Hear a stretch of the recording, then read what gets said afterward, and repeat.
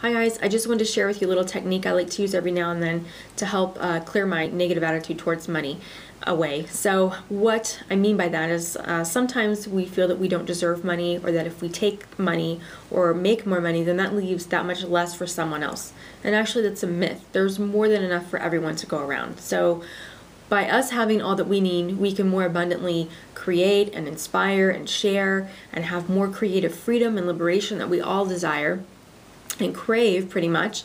So let's first talk about money as a form of energy. Energy is around us everywhere. Energy is vibration. It's the vibrating rate of all the atoms and molecules around us that take on the form of furniture and our home, shoes, clothing, food.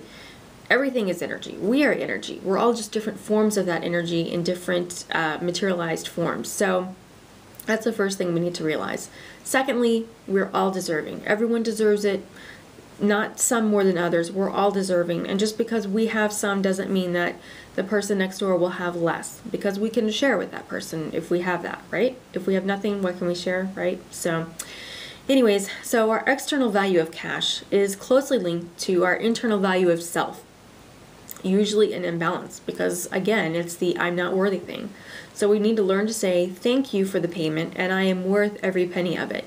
So learn to say thank you, learn to accept what the universe and what others give to you, and be grateful, be gracious, have an attitude of gratitude. I know you've all have heard that before, but it's very true and it really works.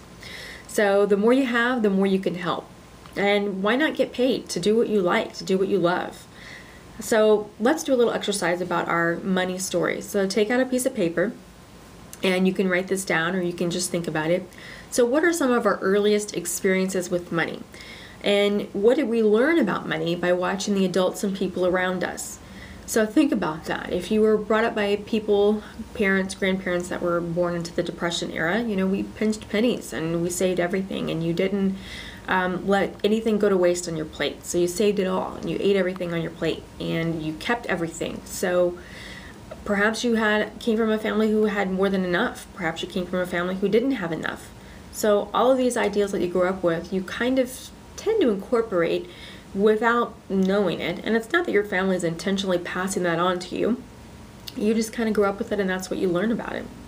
So what messages did you carry through into your adult life about money?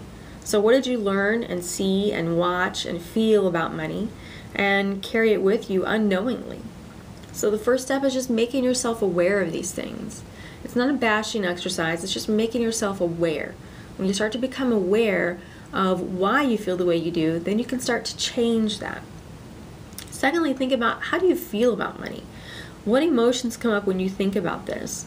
How do you feel when you check your bank account? How do you feel when you balance your checkbook? How do you feel when you swipe your debit card or your credit card or pay with cash? How does it make you feel? Where in your body do you feel that? And think about that. Stay with that feeling and follow it through your body so you can sort of release it and let it go. So now envision making yourself feel this feeling, making all this money. Envision making more money than what you're currently making, except you're doing exactly what you love to do. And listen to see if there's a voice that says, this isn't right, you don't deserve it. Is there a backlash? What does it say? Does it try and talk you out of your vision or your dream? Does it sound like someone you know from your past or your present? Perhaps an old friend or a family member? You need to just recognize that, and not that that person is negative or bad, but just know that you don't have to carry that same message. You get to make your own message. You get to make your own story about money. So what are the parallels with your money story and other forms of wealth in your life? For instance, your health, or your career, or your relationships, or your self-image. Are there any parallels there? Stop and think about that. And think about how that makes you feel when you think about your self-image. How do you feel emotionally? Do you feel anything physically in your body? Stay with that feeling. Follow it. See where it takes you.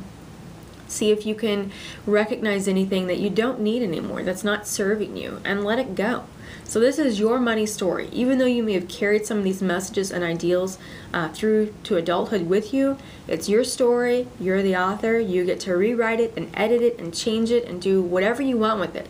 So instead of coming from a place of scarcity and lack and fear, you can come from a place of abundance and wealth and sharing and giving and inspiration. So good luck writing your money story. Congratulations on taking the first step towards rewriting it. Good luck, everyone.